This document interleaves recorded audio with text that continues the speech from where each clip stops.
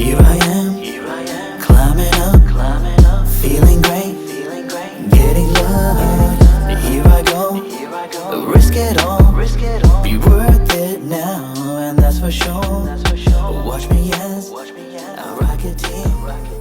Episode 37 of Fight Talk Down Under is brought to you by CMBT Nutrition. Go to cmbt.com.au for all your protein powder, protein bars, pre-workout and all that good stuff. They're obviously huge supporters of us and of Aussie MMA, so go to cmbt.com.au, use the promo code Justin for 10% off at the checkout. That's cmbt.com.au, promo code Justin.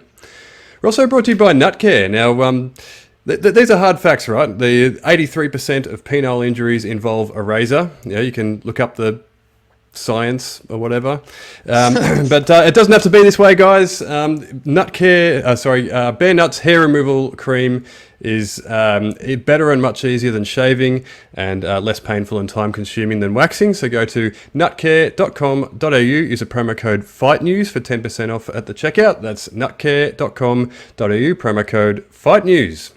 All right, welcome everyone. I'm obviously Dan from Fight News Australia, and we're back. We've had a couple of weeks delay. We've had some scheduling conflicts there, but of course, it looks like this actually wasn't planned, but it looks like we might have Jamie Mullarkey stepping in for Lockjaw this week. That's I didn't actually know that was happening, so that's a bit awkward. But welcome, Jamie. Yeah, fresh off my win, killer win. I want to fight Paddy the Batty next. It should be a good fight. Yeah, it's actually ridiculous how many people have asked me and messaged me. My messages are my message requests are wild. It's just like, hey man, if I'm in Newcastle, I'd love to meet you and all sort of stuff. I'm like, pop on down, come say hi. I'm not bullshitting. It's fucking weird, man. And I don't get it because Jamie's taller than me. He's got red hair. We look nothing alike. But I said to Josh Kullabow, I'm going to take advantage of it. If I'm in Newcastle, I'm going to get as much free shit as I can. Yeah, that's good. Yeah, may as well make the most of it. If I'm there, I'll call up a restaurant, make a booking, be like, yeah, Jamie Mullarkey coming in, sort me out. Yeah, UFC veteran. Yeah, just make some room for me. I've signed a couple of autographs as Jamie. I won't lie. Oh, you have? I have, but because I don't want to ruin their day. I'm just they get so happy. I don't want to ruin someone's day and be like, oh, it's not me. That's true. I'd be thinking about that the whole way home if I did that. If I went up for an autograph and they're like, I'm actually not Jamie. Yeah. But and imagine they probably don't even know that they're getting the number one pound for pound featherweight in the country, instead. Yeah. But who the fuck's Lockjaw? A couple of years from now, that signature's going to be worth something. They're going to be like, what? I got this guy's signature. What, are you serious? Yeah, exactly. But they've missed a trick there. So it's kind of a funny one, I'd never thought, we talked about this the other day. I've never really thought about it, but it's interesting that it comes up so often. The best part is the most recent one. The guy was like, "Man, you look really different compared to on TV." Yeah, because it's not me. What are you talking about? So that's good. Everyone sound off in the comments or drop us a message at Fight Talk Down Under on Instagram if think Justin I just feel looks bad like Jamie Mullarkey, or if you're just as surprised as I was. I feel bad for Jamie, man, because he's better looking than me. He's managed to stay reasonably good looking in this fight game, and he's been doing it for a lot longer. So, props to that guy. Do you reckon anyone goes up to Jamie Mullarkey on the street and they're like, "Oh, hey, Lockjaw, I heard you said this about me on the podcast," or whatever? A man can dream, but I doubt it. Probably not, right? There you go. That's funny. All right, we've got a ton of stuff to cover off because obviously we've been off for a couple of weeks, so we want to delve into UFC 284, Eternal 73, all that sort of stuff that we missed last week. So there's still a fair bit to cover off there, and obviously, Lockjaw's, one of the one of the marquee sort of, figures in Eternal and stuff. So, yeah, we better cover all that off. So we might start at the top, right? We might do UFC 284. Obviously, your teammate Alex Volkanovski took on Islam Makhachev. We won't go too far down the card. We might cover off just the main event, I reckon, because there's a fair bit to unpack there. Obviously, it was an incredible fight. It was really, really close. There's been a lot of debate online about the decision going to Islam. Personally, obviously, we have sort of rose tinted glasses, right? Like we watch from an Aussie perspective, so you can take it with a grain of salt. But I had rounds 2, 3, and 5 for Volk, which would give him a 48-47 win on my obviously highly unofficial scorecard. But I guess it's one of those decisions that you probably can't really complain too much about, right? It was a really close fight. What did you make of it? Yeah, very close fight. Good fight. Great fight to watch. Like, I was on the edge of my seat watching that, and then even when I watched it back a few times after that, I was still just, even though I knew it was like what was happening, I was like, what the fuck, man, this is insane. Like, such a good fight. Plenty of good points for both guys to take out of it and stuff. But yeah, like, watching it back, trying to actually actively score it, going by the scoring system that's used, I have, like, round 2, round 3, and 5 same way for me is I had to give to Volk. Like, I mean, yeah, I know, like, it's just one of those things. Like, it's such a close fight, but yeah, I'm kind of happy that there is so much debate about it, and that people are sort of still going back and forth about it. And even the other day, Dana came out and goes, when you have a super fight that's that close, like, of course we got to talk about running it back. So we're going to let, he said something about he almost wants them to each, like, defend their belt. And then we link it up again, do that at, like, Madison Square Garden or Abu Dhabi or some shit, and do, like, what is arguably probably the biggest rematch in MMA history. Could be. They also he also said that Yair looking so good against Josh Emmett kind of forced his hand as well. I think they might have been tempted to do the immediate rematch, but Yair kind of put his case forward there. So I think they have some interest in getting that done. The only thing that's weird about the fight is, and I kept saying this, like, directly after, right? Islam holds himself to a really high standard, and it's almost like and when people talk about him and everyone, it's like perfection's expected from him, and he has those same expectations for himself. Like, he's not quiet about it. He thoroughly believes he's going to go in there and dominate whoever's in front of him and shut them out completely and make it look like, why were you even in there with me? Volk gave him all of the trouble, all of the fight that he could have hoped for, put him in so much trouble, took away his main weapon, which was his wrestling, got back to his feet, even took him down. Like, if you look at it after the fight, Volk's like buzzing, could probably go another 2 rounds. He's still fresh, still has energy. Islam's being held up by his corner people. If I'm Islam Makhachev, I am talking to Dana, Hunter Campbell, whoever I need to talk to, and saying, I want that rematch and I want it immediately. I want us to put it together because I'm not happy with the fact that the fight was that close. I would want to get the fight scheduled up again so that I could come up against Volk again and make it like the goal that I'm going to come in this time, I'm going to take him down, I'm going to get his back, and I'm going to choke him, because that, like, I want to show, like, I'm the best, I'm the better guy, I'm the lightweight champ, I should be pound for pound number 1. You have no business being in there with me, like. But the fact that put a stamp on wasn't it. Like, yeah, they were just like, yeah, we won, and they were so stoked about it. Like, I don't know, I don't have that sort of, I guess, yeah, I can't relate to that. And I know if the rematch was offered, Volk would take it in a heartbeat, because he'll want to show this time that, he'll put him away. Like, I'm better. I felt you now. I know I'm better than you. I'm going to beat you. Like, I want to show people that I can beat you.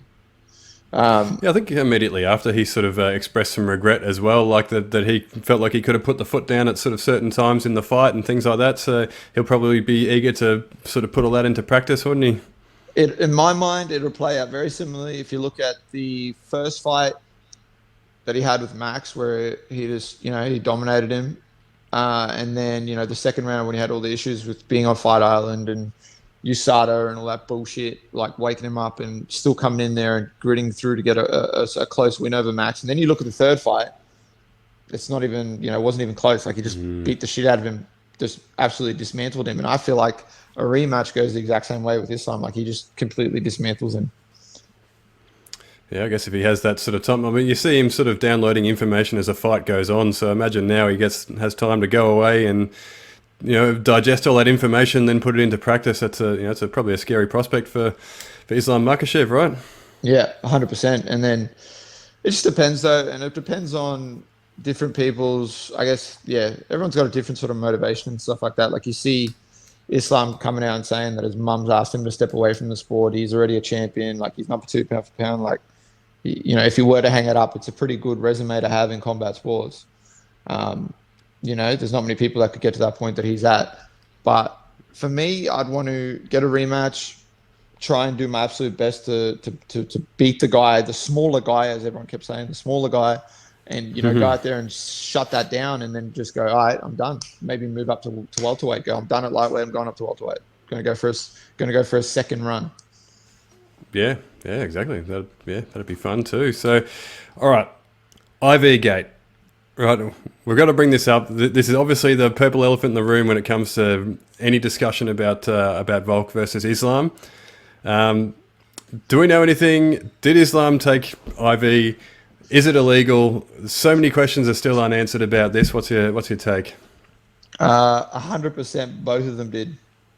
Zuba and Islam both did, because Zuba normally fights at featherweight, was fighting a lightweight, missed weight for a lightweight fight, looked absolutely horrible, and then came out there, and fought for 3 rounds against his opponent, was able to sort of keep a pretty good pace for the 3 rounds.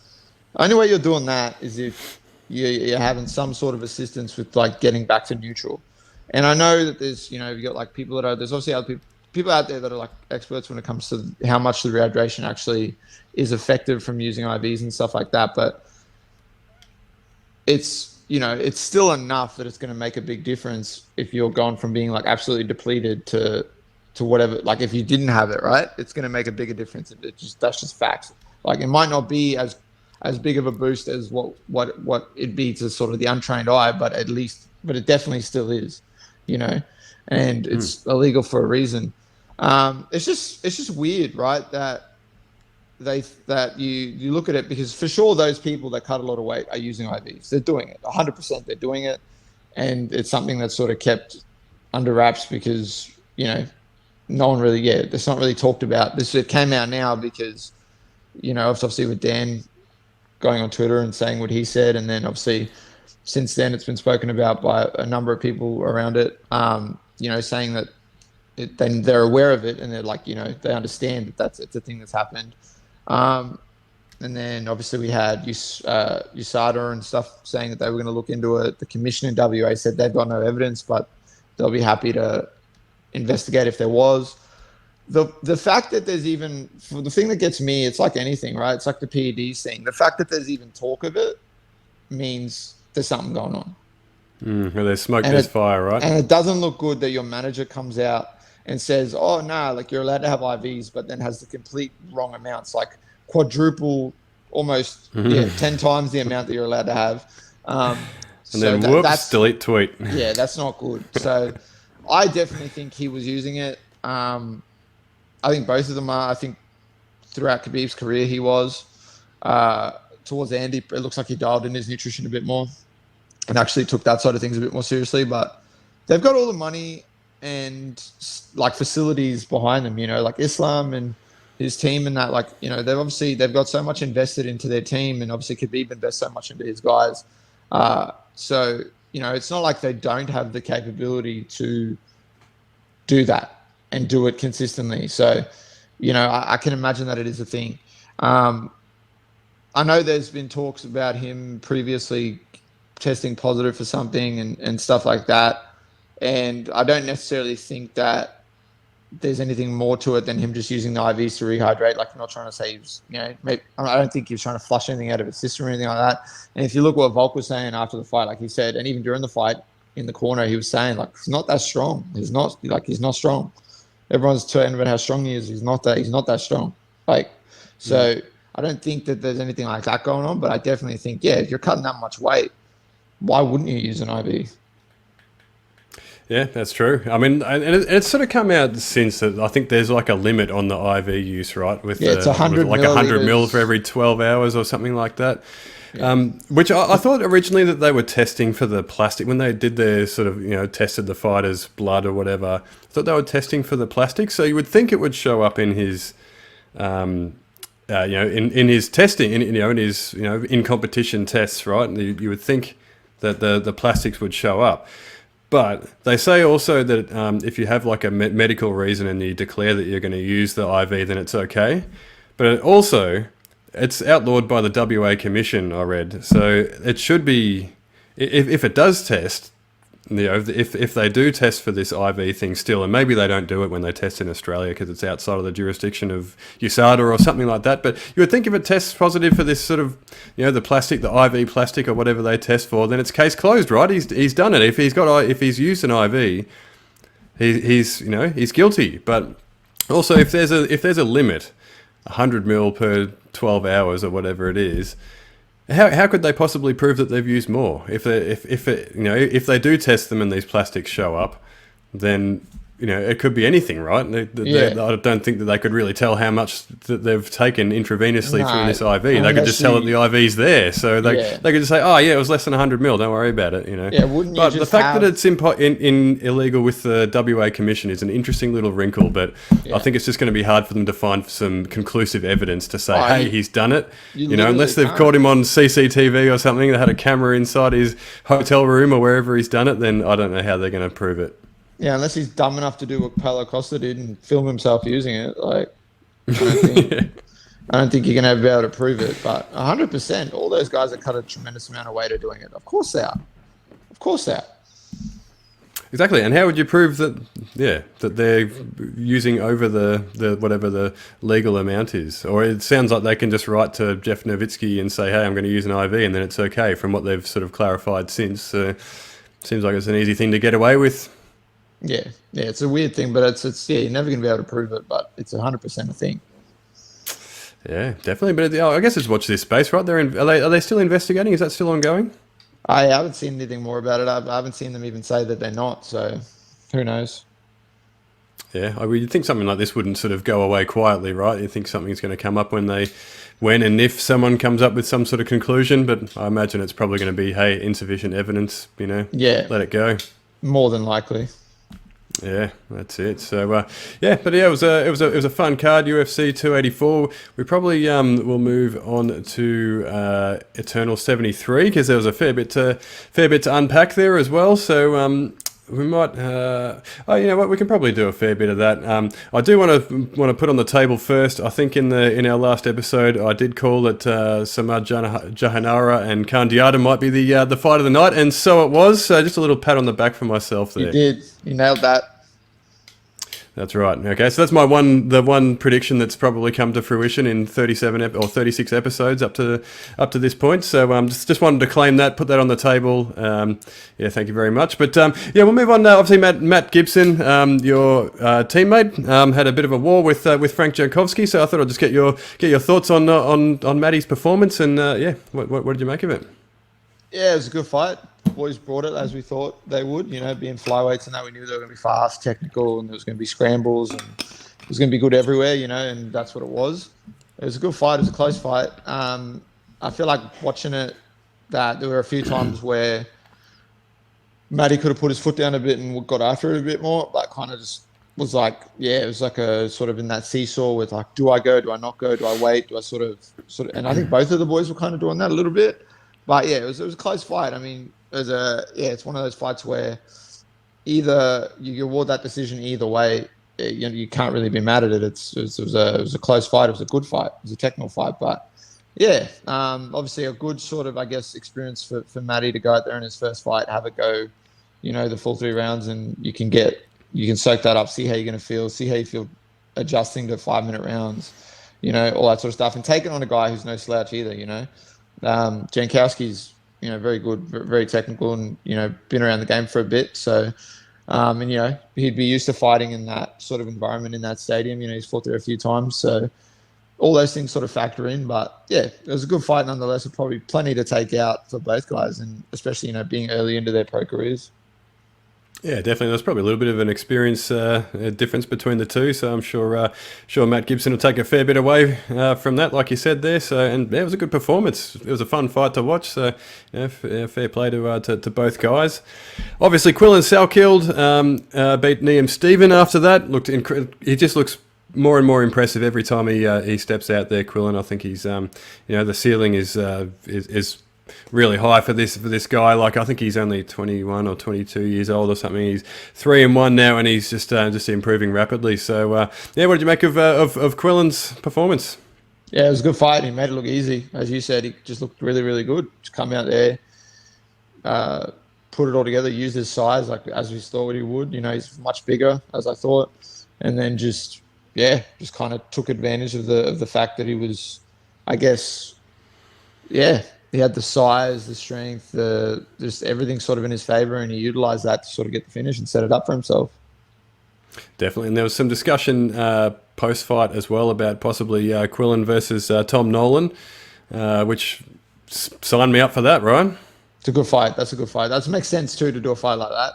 You know, both guys are up and coming. Both guys are on a tear. Both guys are showing improvements fight to fight.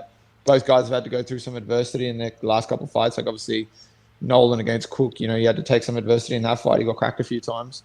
And then obviously the Dom Marfan fight was a tough one to come off of Quinlan. Like that was a scrap. Those boys got after it. So, I'm interested in that fight. I'd pay to see it. I'd be down for that. 100%. Also, after that, obviously, you would have had a close eye on this fight, Abdallah Bieda versus Alan Philpott. So, obviously, Abdallah had a bit of a torrid first round. You know, Alan took his back and looked like he might have been close to disaster there, but he turned it around in the second round. And once again, sort of Alan sort of has suffered a submission defeat. So, what did you make of that one? Yeah, definitely didn't play out how I thought it was gonna. I thought, you know, especially watching the first round, watching how Abdallah was reacting to what Alan was presenting to him, I kind of thought, I was like, and then I kind of thought, you know, being that it was a sold out record crowd for Eternal and stuff like that in his hometown, I think it started to look like the moment was getting to him as well, and was kind of, you know, putting a bit of extra pressure on him, because that first round, Alan was just, you know, shutting him down and just gave him too much to deal with, you know, on the feet, the feints, the level changes, everything like that was just kind of causing Abdallah to freeze a bit and stop and pause. And then obviously Alan landed some really good shots, took him down, took his back, looked like it was done there for a sec. Abdallah reversed position, got on top, landed some good elbows. You know, coming to the second round, you know, the fight sort of started shifting again, the momentum started shifting, and then we saw another lapse from Alan in the grappling department, dropping back for a leg, and Abdallah got on top, and it kind of just looked like, Alan had some issue. It looked like Alan's knee was having, like, there was an issue with his knee as well, so I don't know if something happened mid-fight, and maybe that's why he decided to sit back. Maybe he didn't feel like he could scramble up to the top position, maybe couldn't, I don't know, but Abdallah obviously he capitalized, got on top, got the submission, and got the win. I didn't think that's how that fight would end. I thought if Abdallah was going to win, it'd be by TKO, to be honest. But you know, back-to-back submission wins for the guy. He's beat a bunch of good guys in the region. So he's obviously improved himself now to 7-1. I think we spoke about off air. So he's right there. It was an impressive comeback victory considering how that first round was playing out for him. Yeah, definitely. And speaking of my sort of predictions coming to fruition, I do remember us being in opposite corners with this one. So I'm just going to just sort of soak that in for a little bit. We'll just let the viewers and listeners sort of soak that in for a minute, because that's another win for your mate Dan there. So he's on fire. You're on fire. I'm on fire. That's that's two from about 75 predictions so far in 36 episodes. So but that's two in a row. It's recent. It's the most recent. So that's right. We call that a win streak in the biz. That's it. You're on a win streak. You're just killing it. Yeah, that's right. On fire. But there's a fair bit to unpack with this fight, actually, because like in the post-fight, obviously your name was on the commentators' lips quite a lot throughout the fight, because obviously these are two contenders for the in the featherweight division. You're the king of the featherweight division as it stands at the moment, and Abdallah got got on the mic after the fight, and he kind of played a straight bat when your name was sort of put to him. So what did you make of all that? Is Abdallah a realistic opponent, or does it sound like he's not that interested? I don't know. Maybe, I don't know. It's weird. Like you said, we were, obviously watching the fight, two guys in my division. Pretty clear opportunity for either guy to sort of cement them, take an opportunity and cement themselves, and maybe jump the queue in front of Rod Costa, or if that obviously because that all fell through. But it was weird, like he had a completely different energy than when we were in the Gold Coast and we fought on the same card. Like, because if if people go back to that, like after he fought Josh Kuhn, he was he was doing his speech, and then he had Steve Kennedy lean in, whisper something in his ear, and then all of a sudden he's on the mic saying, "I want to fight the guy that wins this next fight for the titles. I should be fighting them. I want that fight." Blah blah. Blah. And it was like real, had that energy about him. And then we fast forward to, your biggest win over your most experienced opponent to date, and you don't even, it didn't even seem like something that you were even wanting to talk about. And then obviously Blake did a good job putting that question to him, and it just seemed like, he sort of darted around it a bit and didn't have that same energy. There wasn't that same energy of like, oh, this is the guy I want to fight. Like, I want to go take this belt. I know you put me in that position, and look at the difference. When I beat Alavi and they were like, what's next? Give me that belt. Yeah, I made it clear what I want, So, they asked him that question, and he's like, should he, is a fight with me something that interests him? And he was kind of like, oh, yeah, but also, like, I'll just fight who Eternal gives me and just go off that. And it was pretty lackluster, if I'm honest. So, I mean, maybe he's got bigger things on the horizon. I don't know. Maybe there's something else that's there for him, and you never know. Yeah, I don't think Abdullah is the type of guy that's afraid to fight anyone. Like, look at his record. He's fought like the who's who. Like, I don't think he's someone that's afraid to fight anyone. He's he's getting out there with everyone. He's fought the who's who. He fought Medina, fought Kuhn, fought Philpott. The guy's obviously game and likes to get out there and do the business. But I don't know, man. If I had an opportunity where everyone's eyes are on you, especially in your hometown, in front of your home crowd, you gotta put your name out there, man. Because at this point, I'd fucking rather fight Diego again, because at least I could get excited for that matchup. Yeah, he kind of had a chance to shoot his shot and decided against it. But obviously, and then Alan Philpott, obviously another former foe of yours. He sort of immediately after the fight, he looked like a guy who was pretty dejected, and I had a feeling that he might be sort of contemplating hanging up the gloves, and it certainly seems like that might be the case. He sort of posted on Instagram, as we've discussed before off air, like he sort of stopped short of saying that he's hanging it up, but he did say it would be hard for him to get back in there, which like you say, you've got to be you've got to be hungry, don't you, to get in that cage, and if that fire has gone out, or at least if the fire's just sort of dimmed somewhat, then it's probably time to walk away. So, what did you make of that sort of almost announcement and sort of Alan Philpott's sort of legacy, I guess? Yeah, well, obviously the guy's been doing it for a hot minute, man. Like, he's been fighting for longer than pretty well anyone on the circuit at the moment. And, he's fought on really big promotions. He's beat some world-class people. He's had a crazy sort of amount of fights. Like, I think in total, like 50-odd MMA fights, and like well over 30 as a pro. So the guy's like, he's been around the block for a minute, and he's obviously got talent. He's got the ability to beat world-class people, and I don't know. Yeah, it's just one of those things, man. Like, the guy, he was in a tough spot after this loss, to Abdullah. That's 4 fights in a row that you lost by submission in almost the same way every time. Like, it's where like even the fight, like it's just a weird scenario, right? Like, his fight on one Warrior Series or whatever it was, made a silly mistake, got caught in a sub.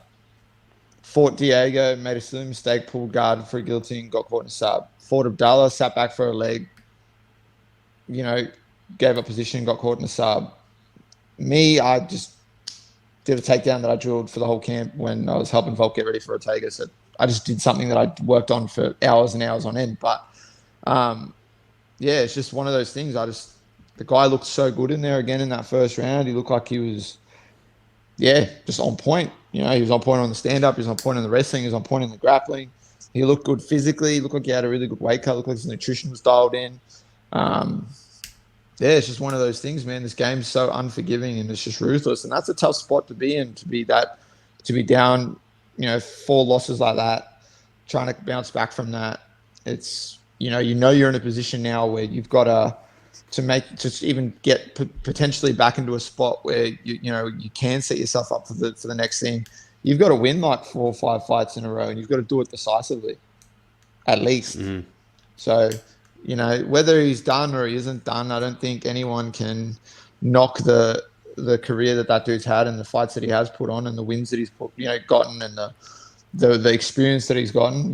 He's one of those people that's there's not many people that have that many fights at that age that are that was still fighting. You know what I mean? So but I definitely don't want to see the dude keep fighting and just take the Rodolfo Marquez route and just keep fighting, keep putting yourself in positions where you're potentially going to get, brain damage that you don't need to get, or get injuries to your body, or you're just doing it just because you love it that much, but the benefit isn't great for you in any way. Yeah, exactly. If it's just like fighting for a couple grand here and there, it's it's probably not really the reason to do it, is it? And do you think maybe those sort of losses that Alan suffered might be just the sort of losing the drive? He hasn't quite got the fire in the belly anymore, so sometimes you get a bit sort of reckless. Maybe I don't know if it's the right word, but maybe just doesn't care as much anymore, and just sort of tries things. Yeah, it's hard because obviously we're not, we're not inside his brain, and we can't tell what he's sort of thinking when he's in there. But it's just so weird to me that you come out in those fights and you're looking like you've made adjustments. You're looking like you're doing the right things, and even in the lead up, you're doing the right things. And at a surface level, at least it looks the goods, and then it doesn't happen. But I mean, that's the sport. Sometimes that's just how it goes. So it's just shit. Yeah. Yeah, it's a cruel mistress, as we've said before. So, yeah, obviously, in the co-main event, there was Alden Bates made his return after a few years off, and it was a pretty crazy fight with John Varkey actually, and he's taken out a split decision win in the end. So, what did you make of that one?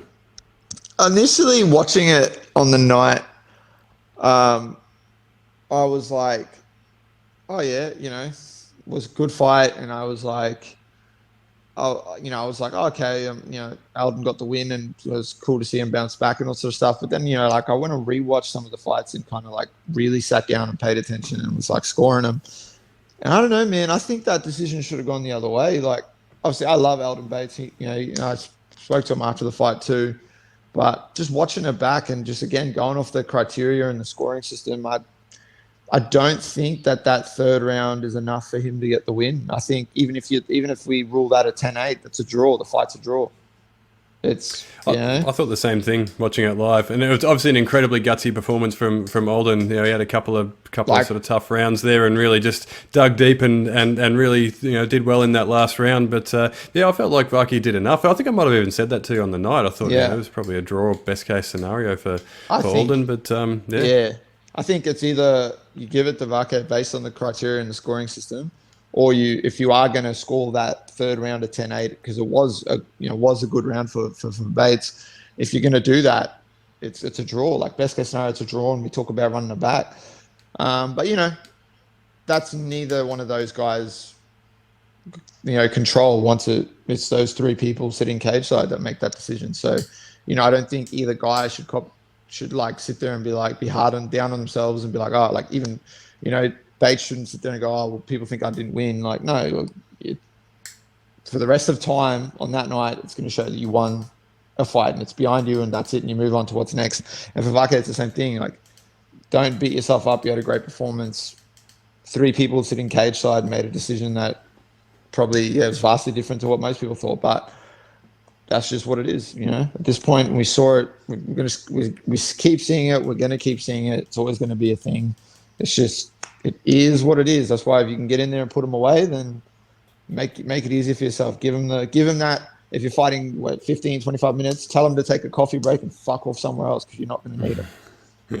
Yeah, that's it. Don't leave it to the judges if you can avoid it, I guess. And in the main event, Astro boy Steve Erceg certainly did just that. And I think the main event against Soshihiro Hirai was pretty much exactly what we expected, right? We sort of, there was I guess there was kind of alarm bells when you look at the opponent's record there. You could kind of see which way this was probably going to go, because Erceg's a world-class fighter, right? So it's kind of went down as you'd expect, right?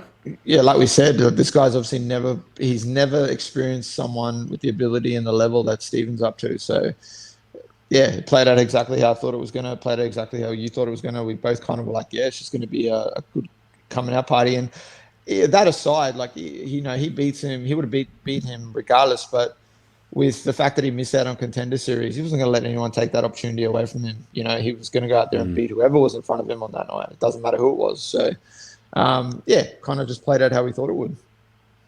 Yeah, exactly. And apparently the UFC brass were in attendance, and they've and Erceg's pretty much signed a contract immediately after the fight. So he's skipping the Contender Series. He's going straight into the UFC flyweight division. So yeah, it's exciting for Steve Erceg and for Australian MMA. Yeah, another Aussie in the UFC, another addition to the flyweight division. So yeah, big things. It keeps getting better now. There's certainly more and more happening in this region. Definitely, there sure is, and actually, before we sort of move off to the next thing, I wanted to just discuss one thing. Obviously, you've had Chelsea Hackett down at Freestyle at the moment. She was due to compete on the PFL Challenger Series. I think it was just last week. She was scheduled in, and she seems to have lost her opportunity due to visa issues. Now, I don't know if this is going to qualify as a spray, but PFL, get it together. Like, I don't know, how many times does this have to happen with fighters from this region supposed to be going over there and competing on this Challenger Series thing, and just visa issues scuppering their their opportunities. I don't know. I mean, like, somehow Antonio Caruso managed to get over there. But even that was sketchy. Yeah, well, exactly. So why is it so difficult? I don't know. Like, it seems to come up, and it comes up obviously in the UFC as well. Same thing happened to Steve Erceg, but there seems to be a recurring theme with PFL as well. So you think, I don't know if this sort of falls on the consulate, whether people need to apply for these visas earlier, or whether there's just a lag in paperwork coming from the promotion. I'm not sure, but what's going on? Why is this so difficult, and why does this keep happening? Because it's really, there's just huge opportunities going begging for some of these fighters from this region, and it's hard enough for us already down here as it is, right? So yeah, what do you make of it? Yeah, like you said, it's consistently PFL having these dramas and these issues, and it's a bit of a joke. It's not a bit of a joke. It's a real joke, because even the fighters that have managed to get over there and fight, they've gotten over there vastly delayed, haven't had time to settle in. And, fucking actually get prepared and be firing on all cylinders in fight week. They've had to rush everything forward. Look at BJ Bland, had to fly within like 24 hours notice to get there and cut weight and fight. You look at Aaron Blackie, he had like heaps of visa issues and problems and issues, had to push back, then had issues again. Then there's you on top of that, you're throwing in an opponent change. Then you're throwing in an opponent who didn't even make fucking weight, and he's actually a lightweight. And like the whole thing's just a shit show. Like, you're not giving these people the best opportunity to go out there and perform and give you an example of why they deserve to get a contract. And then you throw on top of that, you're fighting on a thing that's set up where there's 4 fights happening, but one of you get a fucking contract. That's a bit fucking ridiculous. Like, what? So, like, I've watched it a few times now, and then like 4 people have gone out there and absolutely destroyed someone, and then one person gets a contract. It's like, okay, cool. Like, I'm not saying give everyone a contract, but it's a bit shitty that that's your fucking model that you use, and you're not really, you're really not. What you're doing is you're filling out a bunch of fights, and you're clearly showing us that you're leaning towards one group of fighters or one region of fighters more than another, because I've had a look through and I've not seen as many people from other regions have issues. I'm sure that I've seen people from like Japan and people from, this region have issues, but I haven't seen people from other regions have issues getting over there. I haven't seen people from Africa struggling to get in there and get their visas. I haven't seen, and I can speak for that. Most countries from Africa's passport, like can't just travel places, and the actual process to get a visa is really fucking hard because it's a shit show. Like, it's a shit show across the board. So I don't know. We're in a fucking first world developed country, Australia, and we're having issues with our athletes getting visas. It makes no sense. I can understand if you had some sketchiness about you and your history, and there was some shit that you did that you shouldn't have done, and whatever, then the process to get a visa is going to be a bit rough, and you're going to have to be on top of it and be a bit more proactive, and it falls down on you. But it just seems like this has happened too many times that it's coming from their end. Yeah, exactly. Like, and it doesn't seem to be people with sort of exclusive to people who might have things in their background, right? Obviously, Steve Erceg, like we mentioned, he lost his Contender Series opportunity due to a visa issue. Now, I can't imagine that guy's committed any crimes in his background other than maybe cheating on a maths test or something in high school, But that guy, I can't imagine anything, really holding that up other than just red tape. So anyway, have you spoken to Chelsea, and did you know sort of whether there's another opportunity coming? How is she going? Give us an update. I don't know if they've like rescheduled it or if there's what the guys with that. But yeah, she obviously did tell me that they it was visa issues that threw it out of whack again and stuff like that. So that's really shit considering the work that she's been putting in, and then actually finally getting something like that. Because to be honest, obviously, let's be honest, like regionally, there's not much that we can throw together for her because, yeah, it's a bit hard, and the divisions are so tapped out.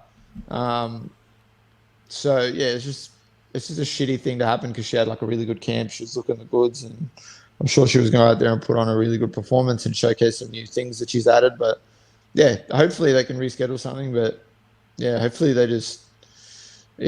she just gets a straight deal with the PFL or something. I don't know, like something like so she doesn't have to deal with any of this bullshit, and you can just have a bit more professionalism around or something. Yeah, well, she'll still have to get a visa, so who knows what would happen there if they signed her straight to the roster. But hopefully an opportunity is around the corner, because I know she's been on the shelf for quite a while, and this would have been an exciting sort of opportunity for her. And then just I don't know, it seems something that just seems from the outside it seems like something really preventable, a visa issue. So just a paperwork issue. So. Yeah, hopefully there's something around the corner for Chelsea Hackett. But obviously, we've got to cover off this Hex fight series as well. But before we do, I've obviously got to talk about One Championship. We know One Championship's my jam, right? I'm obviously part of the team there. We had a couple of Aussies in action over the weekend. Celeste Hansen was on... one Lumpini or one Friday Fights 6 on the weekend. She took out a Thai opponent by TKO, and she was making her one debut as well. And she's got quite a few sort of KOs on her record for quite a small, obviously female fighter. There's normally not that many TKOs, but Celeste Hansen's got some real power in her. So it was good win for her. Did you have a look at all? I saw some of the highlights from the fight. I didn't actually get to watch it live, but I saw some of the highlights and. Yeah, throwing bombs. Yeah, she can crack. She's based in Thailand, but I actually don't know where in Australia she comes from. But so that's one to watch in One Championship. And of course, the former two-weight world champion Martin Nguyen was back in action on the weekend. He had an incredible fight week where two of his opponents fell out. And before people jump on, it wasn't anything to do with hydration tests or anything like that. I know people like to bang on about that, but it was actually a medical issue. No visa issues either. No, it was a Russian opponent too. You would have thought maybe there was a visa issue there, but no, it was a staph infection to Shamil Gasanov. So I don't know. Actually, don't know if I was supposed to say that, but yeah, it was. So I don't even know if that was out in the public domain. He didn't fight because he had staph. What a pussy. No, I'm joking. Yeah, but I think it was only like a week or so out from the fight, so they managed to get another undefeated opponent. He was from where was he from? He's from Kyrgyzstan, and he's been just murdering people on ACB, that Russian promotion over there. In and out of the cage, probably. Like, let's be honest. Yeah, possibly. But he failed his medicals. We don't know why. But so then that left Martin, having. Finally, he's been away for months training at Killcliff over in Florida, away from his family, and then his fight fell out. He then got a late replacement, flew over to Bangkok to take on the fight, and then his replacement opponent fell off. Fortunately, they had another featherweight on the card for Friday Fights on Friday night. They brought Leonardo Cassotti from. Where's he from? I think he's Brazilian. So he answered the call, on short notice, and he finally took on Martin Nguyen. So it was good that Martin got a fight. It was actually a really competitive fight. Cassotti was a really tough guy. He was a former Brazilian kickboxing champion, and Martin did well. He rocked him with that patented right hand, and then took him down and elbowed his face in the last round, but took out a unanimous decision. So what'd you make of Martin's performance? That was a fun scrap, man. Credit to that Brazilian man for stepping in there on that notice and getting in there with someone like Martin. Like, it was a Yeah, it was a crazy good fight. I liked it. And he was doing all his, he was back to his usual self. It seemed to look like he was throwing all the things that he normally throws, landed that overhand, was throwing flying knees off the leg kicks and, doing all that sort of flashy, cool shit that we're used to seeing from him. But yeah, it was good. I'm glad he got the win. I'm happy that he's back in the win column and sort of get his momentum back. And especially after a fight week like that, like it's hectic. So good shit to the situation for coming back. Absolutely. Hopefully this is the start of another sort of title run. It'll be a bit of a Cinderella story. He's 1-4, I think, in his last 5 going into this weekend. So, it'd be kind of cool if he goes on a bit of a run now and sort of gets that belt back. But there's talk of maybe Gary Tonin or again Shamil Gasanov, in the next fight. So, either one of those would be an interesting test for him, and hopefully he can go on another run. Yes, that's what we want to see, especially with that. Yeah, there's some of those fights that are still there now, like the Tonin fight and that'd be interesting. Absolutely. Now, back to the local scene. Hex Fight Series was on the weekend. They actually put out a bit of a stacked card this time. It was definitely a fun one to watch. Your teammate Colby Thickness was in the opening fight on the card. Took on Michael Barber, your former foe, and took out a unanimous decision win. So, what did you make of Colby's performance? Yeah, good win for him to, back in the bantamweight division, his division that he's meant to be fighting in. And obviously, there's I expected Colby to, either land like a big shot that fully puts Michael away or catch a submission. But, the guy's so tough. He just doesn't quit. You got to shut his lights out or put him to sleep. He's never going to quit. And, he kept walking forward the whole fight, the whole 15 minutes, and he was actively trying to, stay in there and do stuff. But, had some good work in the clinch. He was, doing well to land short, sharp elbows in the clinch and make that a bit of a trying process for Colby in that area where he, usually just is able to find his feet quite easily. And we kind of saw glimpses of that when he took Michael's back, had the body lock and stuff like that. But, it was a good fight. Obviously, not as dominant and unanimous as it was unanimous win to Colby, but I expected him to put him away because I feel like he's got so many tools and weapons that he could have used, so many more opportunities to finish than what Michael would be given in the fight. I think Michael's best chance was to land like a looping right hook or a straight left and near the cage and sort of get the win that way. But for Colby, there was the threats on the feet, there was the threats with the grappling, the threats with the wrestling. Boys put on a good scrap to open the card, and it was a good 15-minute work for Colby to go out there and get a win. Definitely, and it was. There's a few title fights on the card. We might quickly cover off Kevin Jusay versus Priscus. I'm not going to try and pronounce that last name. It's a bit of a mouthful, but it was a tough fight for Kevin. Priscus just sort of hung tough. He had those sort of veteran moves in there, but eventually Kevin has come away with the Hex middleweight title. So what did you make of that one? Yeah, it was a good fight. Obviously, it's good. The boys both got fights. I think they both struggle to get fights. I think is a common theme, or what the people were saying. But it was good to see a good scrap like that, and it live up to sort of the hype. Obviously, Kevin had to dig deep. Priscus didn't make it easy for him. The man brought it and kept coming forward and kept trying to. He was looking to win the whole time. So, and like you said, he had those veteran moves that he busted out. But he's a judo black belt, jiu-jitsu black belt. Dude's been around for ages. And he was bringing those Glover Teixeira vibes to the Hex cage for us. He was still getting after it with one of these young guys and trying to win. So, it was a good fight. I enjoyed watching that fight. Another one where the scoring seemed really weird to me. But it seems like a common theme in Melbourne with the judging there. I've seen it on a few events where it unfortunately seems to be the case. But but that's neither here nor there. It was still a good fight. Boys put on a show. Hard fought win for Jusay.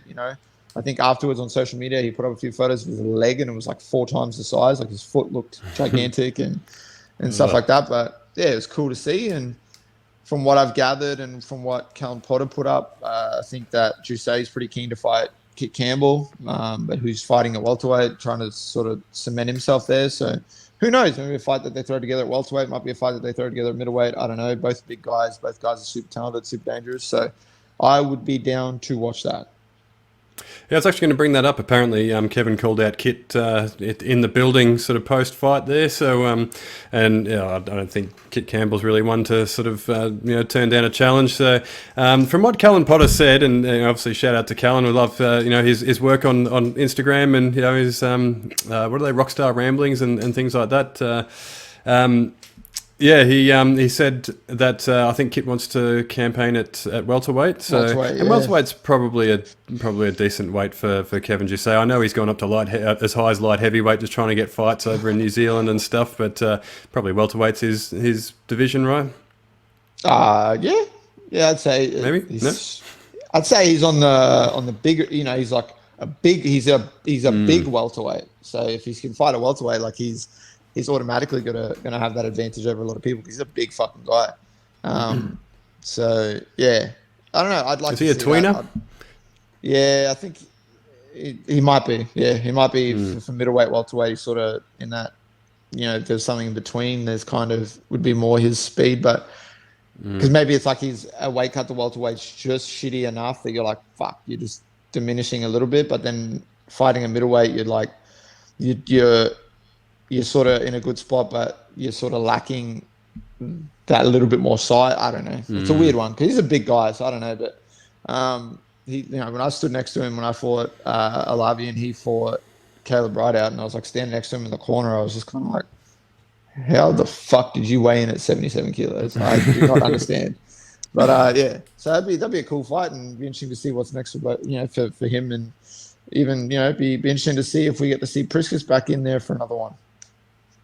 Yeah, that's true. Yeah, see what happens. I think he had a little bit of a layoff as well, Priscus. So yeah, it might be just a good one to blow out the cobwebs, or yeah, maybe he's done. Who knows? We're not putting him out to pasture just yet.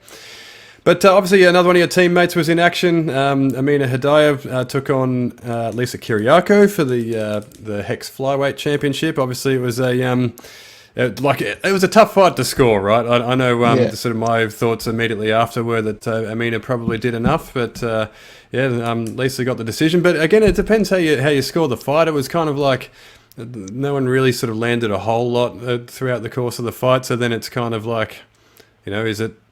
Yeah, can you score it? You can't really score it so much on damage. So it was a tough one anyway. What did you think? Yeah, I'm not gonna knock the stuff too much, the outcome too much. Like obviously I thought Amina won, but I'm always going to be biased. She's one of my teammates, she's one of my friends, so I want to see her do well. And but like, yeah, the only thing that we can all agree on is 50-45 from two of those judges is fucking ridiculous. At no point was it was a close fight. Both those girls were trying to do what they could do and like implement their ways to win, but it wasn't dominant. It wasn't a 50-45. And to anyone that disagrees with me and thinks that that's a good scorecard or that's warranted, like I'd be happy with 48-47 either way. I don't care. I don't care if they gave it to Amina or they gave it to, obviously I want to see Amina win. She's my friend, my teammate, but I would be happy if the score was 48-47 across the board and it went to Lisa. I could stomach that. I could go, okay, cool.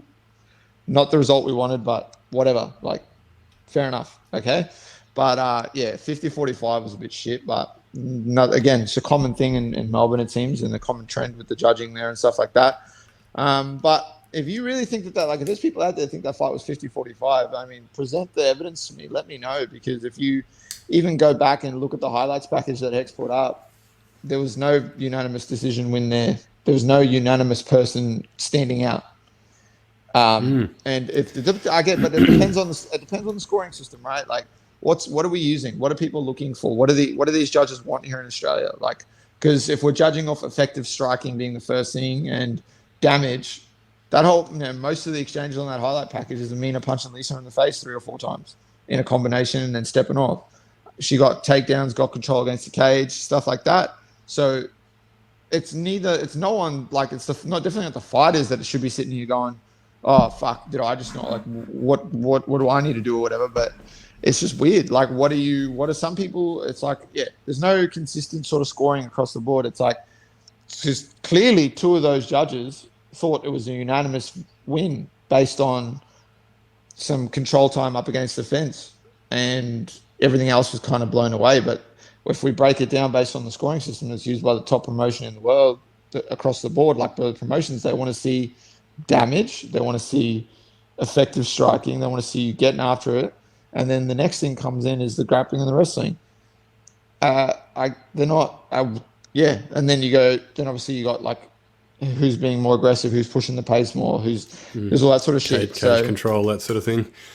Don't get me wrong, like it just depends on it just depends. I mean, I've had fights where afterwards I've heard the scores, and then I've looked at who was sitting there judging, and in my head I could, I didn't agree with it, but it made sense in my head as to why the scores were that way, even in the fights that I've won. And I'm like, I can see it. It's because it's the guy that's doing it, the guy or this person that's judging, that gave me a 10-8 round or something. They're someone who's a jiu-jitsu person who just is all about jiu-jitsu, 100% invested in jiu-jitsu. They train jiu-jitsu every day, and they obviously going to gravitate towards jiu-jitsu and grappling more. So they gave me a 10-8 round. Did I deserve a 10-8 round? Probably not, but it happens. Like it happens. That's why, like, especially for I don't know, more than ever, especially across the board, from a regional level all around the world to the top levels of the sport in UFC 1, Bellator, whatever. The trend is that there's people getting it wrong, and more than ever, I just want to finish fights. Like, that's what I'm taking out of it, and I hope these other fighters are doing the same.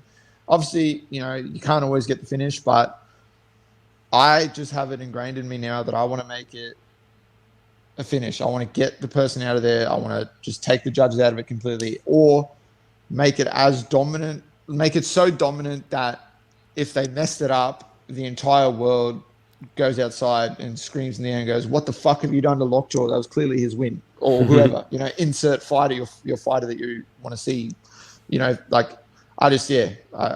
It's weird to me, but I think that it's done a disservice to both of those girls, because you've put a stain on a fight that was a close fight, where I believe either girl could have done a little bit more. I think both girls would feel that way, that they could have done a bit more. I definitely know Meehan feels that way a little bit. It's like, it's a weird one. Like, you just put a shitty sort of thing on it, because if you just all were, 48, 47 across the board, we wouldn't be sitting here we'd be going close fight, both girls, found some success in areas, whatever. Do you throw it together again as a rematch? What's next week? Whatever. The whole tone is different. Now you've just made it a shitty thing where we're talking about fucking scoring and judging, and it's consistently happening in your shitty little state that's not really setting the standard as they claim to be when it comes to commission for fucking mixed martial arts, or like, you know what I mean? Like, first of all, shitty little state. How dare you? How dare you? All right. I'm from Melbourne, right? Obviously, so that's a bit of a slap in the face. But okay, we can move past that. but it has been a recurring theme here, right? Like, the judging down here seems to be a bit. We've seen some weird decisions on some promotions like Demolition as well. But like you say, 250-45. Like one judge has scored the bout for Amina, 48-47, and the other two have scored it a shutout for Lisa. Like, someone's wildly wrong here, aren't they? So, like, yeah, it's kind of like, who's wrong? I don't know. It depends. Depends how you like to score fights. But maybe some of these fighters need to sit down with our mate Thomas Churchill and sort of brush up on their officiating, because we do get some weird stuff down here, which is a shame, because like you say, it kind of just takes away from the event when people are, we've just had an entertaining fight and a competitive fight, and then afterwards people are kind of going, people are thinking about a decision instead. So, but yeah, there's been. Again, Callan Potter was on Instagram, I think it was earlier today, saying that there's some talk of Lisa Kiriakou versus Jacinta Austin, which would be a fun matchup. Obviously, I'd be down for the rematch with Amina as well. But obviously, Jacinta, with a little bit of a sidebar here, but Jacinta was in action at UAE Warriors on the weekend. I think she lost a split decision as well, didn't she? Scrap, close fight. Both girls brought it. Yeah, but anyway, that's a matchup there. Yeah, that's. I mean, that makes sense, because I know, like, cool, credit to Lisa and her team. They got the win. She's the champ and that, but she's claiming that she's like number one in the region and that. But how are you number one when you have a loss to Jacinta Austin? Like, you can't be. At least it comes back to what I said earlier. Make yourself undeniable. Remove everything else off the table. You want to prove you're number one. You actually want to claim that spot. Beat the person that's got a win over you. Yeah, it looks like that might be on the cards next. That'd be pretty good. Man. I'm down for that because that'd be a good scrap, and that'd be something that I'll be paying money to watch. I'll be down for that. 100%. Now, co-main event from Hex, Sean Gauci versus Hae-Won Lee for the Hex Bantamweight Championship. Probably, Gauci's outclassed Lee in the end, and just sort of outgrappled him throughout over the 5 rounds, and he's taken home the belt. Yeah, he got the win, got the belt. I wouldn't say he outclassed him. I think outclassed him would have been that he put him away inside 2 rounds. I mean, I think Gauci got, and his team and everyone got a bit of a wake-up call and thinking that they were going to come in there and they were just going to put this dude away, and they actually had to dig deep and fight to win and actually, dig deep and actually get after it a bit.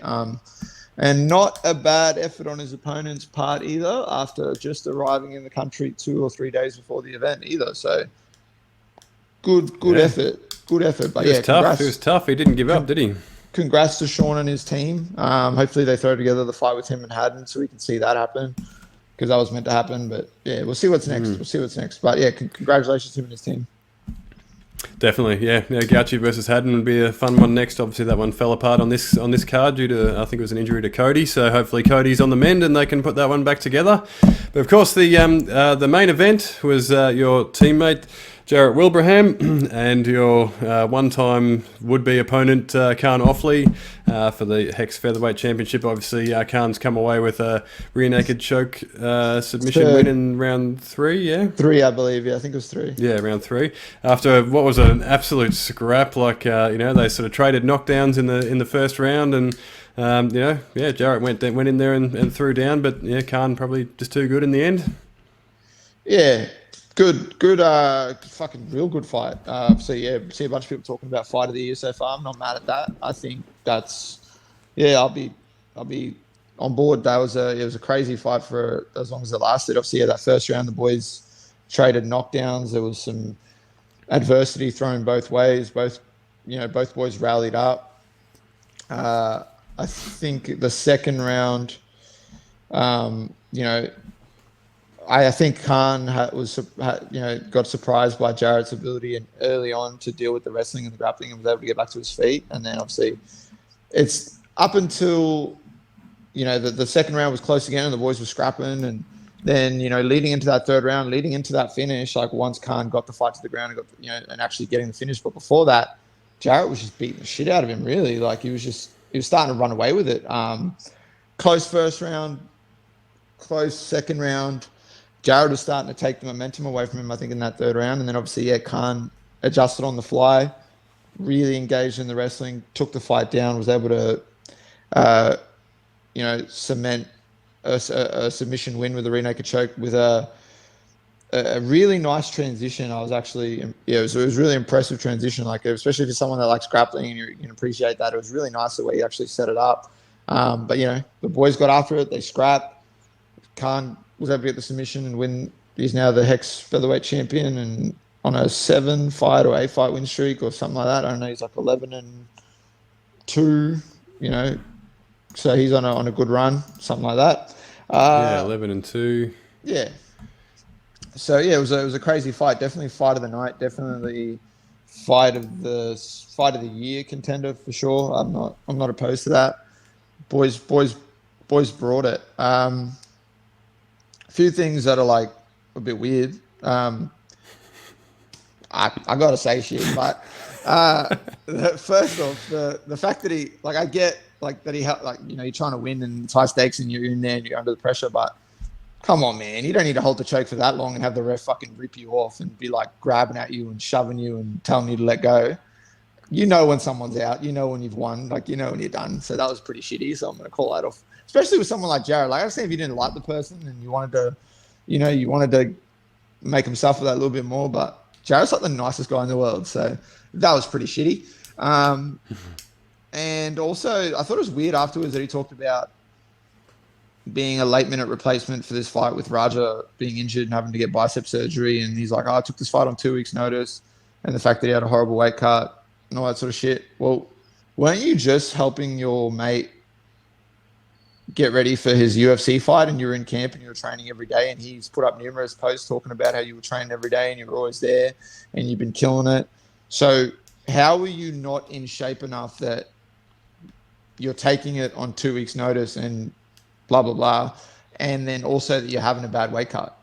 Doesn't add up to me. If the people around you are talking about how you've been training and you're killing it and you were such a credit leading up to it, like, it's not like it was that far apart. You know, it's not that far apart. So that's a bit weird to me. So, but yeah, you know, the guy got after it, dealt with the adversity that was presented to him and got the win. So what more can you ask for? It'll be interesting to see what happens next for Khan Offley.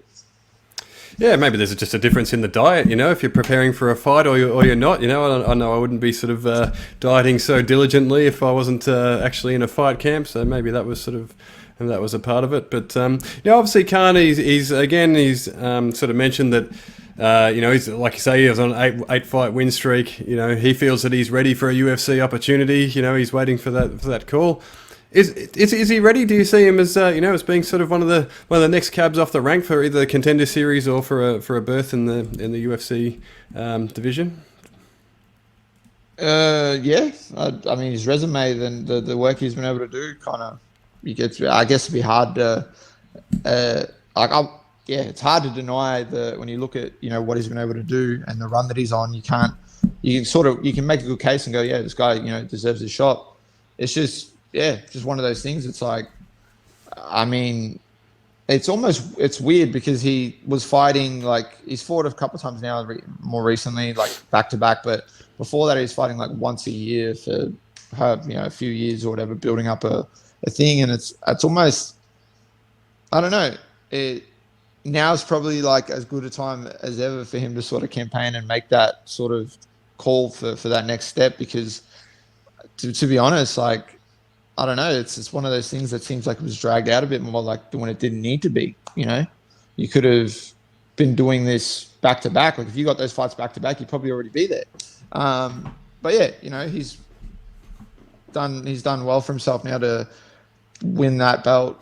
You know, the second best belt in the region on the second best promotion in the region. But nah, he's I don't care. I like all the promotions, and I think that it's good that we have that many promotions to choose from. But yeah, it's sick, man. You want a belt. You are now on a good win streak. Why not? Why not push your name forward and ask for that next step? There's nothing wrong with asking, and if you don't get, then you just move on to the next thing.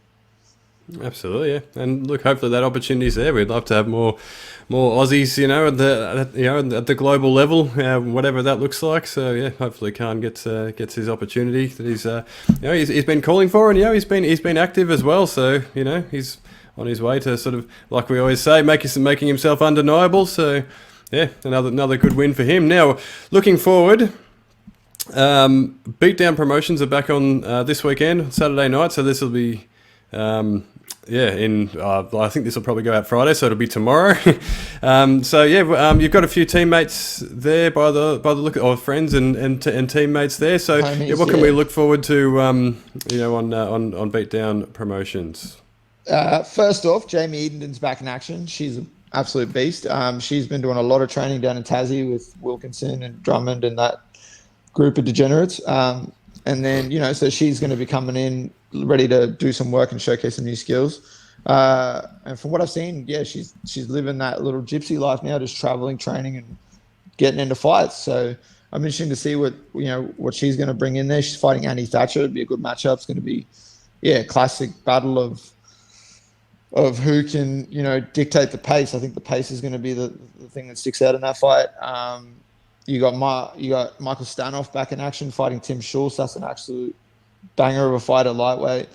You know, they've been lining them up on beatdown, and Stanoff's been knocking them down. So, you know, I think he's fought this like an opponent from the same gym every time. So, seems like Damian Brown and his crew there are trying to get someone that could like solve that puzzle and get a win back for their team. But I don't think that Timmy's going to be the person to do that. I think I like Tim Schultz. He's a nice guy. I've never had any issues with him. He's always been nice to me. Always been cool. So it'd be nice to see him back, considering his last fight fell through because I think he got a staph infection or something weird with his eye or something. I think his fight got there was I think it was an eye infection or something. Or some shit. So that's rough, obviously. But yeah, I got to rock with my guy Stanoff, and he puts on exciting fights and exciting performances.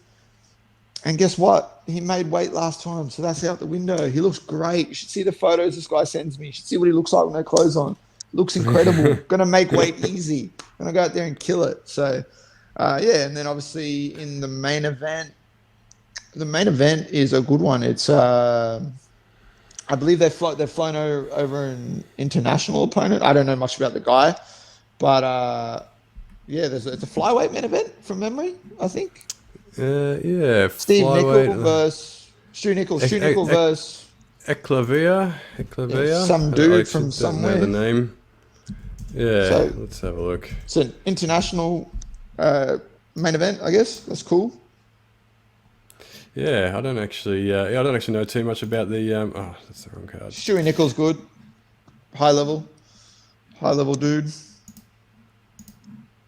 Great grappler, black belt jiu-jitsu. Seems to be doing the work across the other areas. That'd be a good fight too. And I feel like, there's a couple of fights on there that are sort of like, I guess, going under the radar a bit. Big Credence is back in action, and that's always good. Heavyweight boys bringing it. So it's a good fight for people a good fight card for people to go check out. Beatdown's obviously trying to like bring their own sort of spin on things and up the production value, up the wow factor, I guess, with some of their stuff that they're doing. So it's cool. I'm keen. I'm going to watch it. Obviously, be watching my friends and watching the show. So, yeah, it's been a good show so far. I think this is their third event, but the first couple were pretty good. I've looked up the opponent. It's Scott Eclavia. His nickname is Da Slayer. Scott Da Slayer Eclavia. So that's terrible. That's So that's a black mark before we even sort of start off, right? That's almost as bad as the slickness thickness. Just want to put that out there as well. yeah, that's a bit rough too, actually. Yeah, I don't know how that sort of got over the line, but Eclavia, he's 3-3, hasn't fought since 2016, hasn't won since 2014. I may have spoke too soon.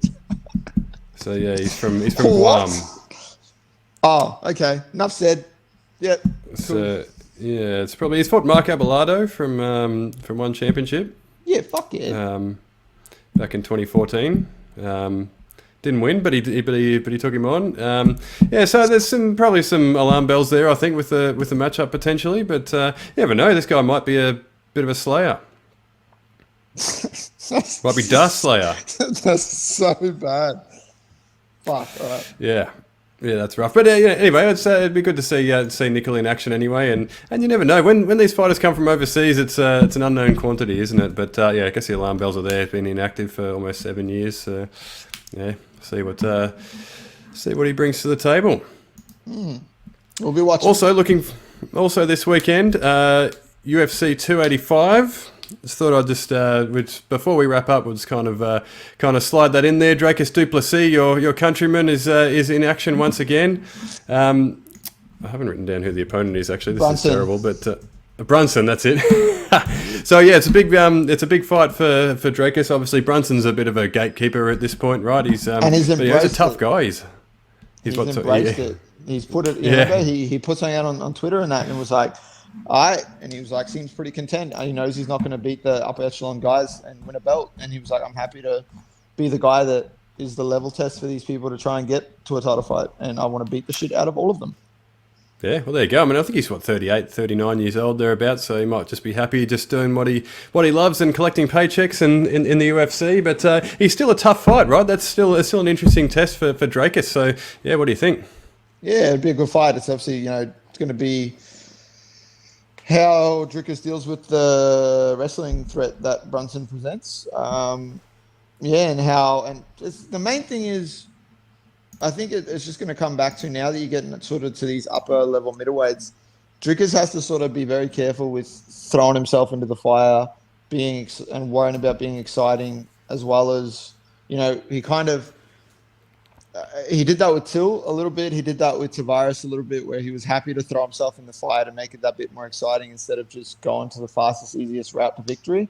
Had it, which we saw in that fight with Till, if he just took, he was more than capable of taking him down fairly easily. Could have taken him down probably in the first round, smashed his face in and won the fight, but wanted to stand up, wanted to sort of, make it exciting. And I feel like he did that with Tavares a little bit as well.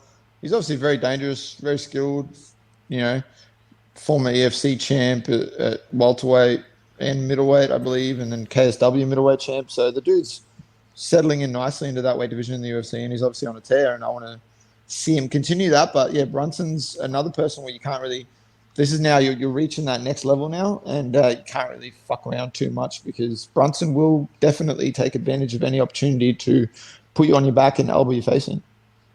Yeah, if you fuck around, you will find out, right? That's true. Yeah, there you go. So, I mean, Drakus is like, he's a guy who's just exhausting to watch, right? Because he fights at such a pace. Like, I don't know, I almost have to hold my breath while I watch him, because he's just in such a hurry. He's just so, like, just frenetic in the way that he fights. But, he's always entertaining to watch. Yeah, no, that's what I mean. Like, he almost doesn't need to sometimes, but still chooses to. Yeah, and the gas tank just seems to, he looks like he's just cooked at the end of every round, but then he just seems to just find a second and third win throughout the fight. He's a madman. I don't know. Maybe all South Africans are like that. I don't know. Telling you, it's that being above sea level bullshit. It does something to you. Yeah, that's true. Obviously, and then the main event as well. We may as well bring that up, because it's a huge one, right? Cyril Gane versus John Jones. John Jones coming back to the octagon for the first time in I don't know, was it 3 or 4 years now? Stepping up to heavyweight, all that sort of good stuff. Can he turn back the clock? Does he? Is this going to be a vintage John Jones performance, or is it going to be a bridge too far against Cyril Gane? If he fucking wrestles, he is going to win, and he is going to win very, very, very fast. I feel like round 3 TKO to Jones if he chooses to engage with the wrestling and mix up the. But we know what John Jones is like, right? He's one of those guys that if someone says to him your opponent's a better striker, he wants to go out there and beat you where you're the best, and he's done that with guys in the past. Like, he's put himself in that position where he wants to outclass them at what they're good at. With DC, everyone's like Olympian, really good wrestler. John made it his mission to take him down every round and sort of ragdoll him around like a child, because he wanted to prove that point. I don't know if striking at heavyweight against a naturally big heavyweight that's been a heavyweight the whole time from the start and has power and is very technical, I don't think that's a good idea. Don't try and stand with this dude, because he's not going to just trot forward like your other opponents and allow you to do your best work. And John Jones is very hittable. You got hit by Gustafsson. You got hit by, even DC was able to hit you, and he's 5'4". So I don't think that's a good route to victory to try and stand with Cyril. But certainly, I'd love to see Cyril Gane win, because he's such a likable dude. And John's a piece of shit, but also John is a dope fighter, and he's one of the best to ever do it. So there's that. I do like, you can't go past that. But it just depends. It depends on, what he chooses to do. But I'm leaning towards John Jones by TKO round 3, as I said. That's what I bet on. If you guys are making bets out there, that's a smart bet. And unfortunately, everyone's missed out, because the odds have done a full flip. It's gone to $1.30 as Jones is a favourite. I chucked my bet on when John Jones was a 2-1 underdog. So we're making money. There you go. That's interesting that it's flipped that dramatically. I don't care how long he's been out. Who the fuck put those odds together that they had him as a 2-1 underdog? That's true. That's interesting. It's interesting. But there are red flags with John Jones, right? Like, his performance has probably declined a little bit, in his run at light heavyweight. He's been out of the cage for a while. He's stepping up a weight class. He's got demons in his personal life, right? So there's the red flags are there, so you can kind of see why sort of people think that way. And I kind of feel like Cyril Gane might actually get it done. The wrestling is the big question mark, right? He obviously got wrestled by Francis Ngannou, who obviously Francis Ngannou is not human, but so that's kind of like that's kind of an interesting sort of thing. Like, there's a difference in size and probably in strength between Ngannou and Jones. So does he have the same sort of issues in the wrestling against John Jones? That's the big question mark. But I feel like it's a tough test for Jones.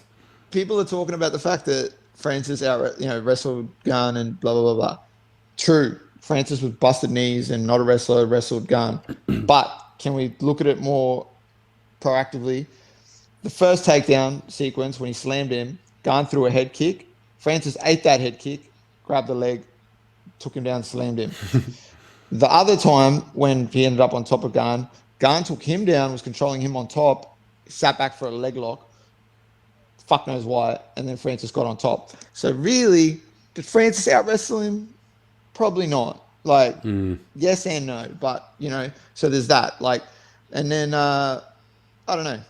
Cyril Gane just seems like the type of guy that's going to find the things that he needs to do to find the clear path to victory. And I feel like his footwork, the fact that he can, you know, fight so well off the back foot and that, it's going to make it hard for Jones to be in there with him. And I don't know, man, how's his body going to react to being in there? Might be even better, might be even scarier because he's not cutting weight. So he, you know, let's hope he partied last weekend, got on all the fucking nose beers, and he's coming in fresh and no weight cut, and he's going to bash this bloke. My wallet wants that to happen, but my heart's leaning towards Cyril Gane.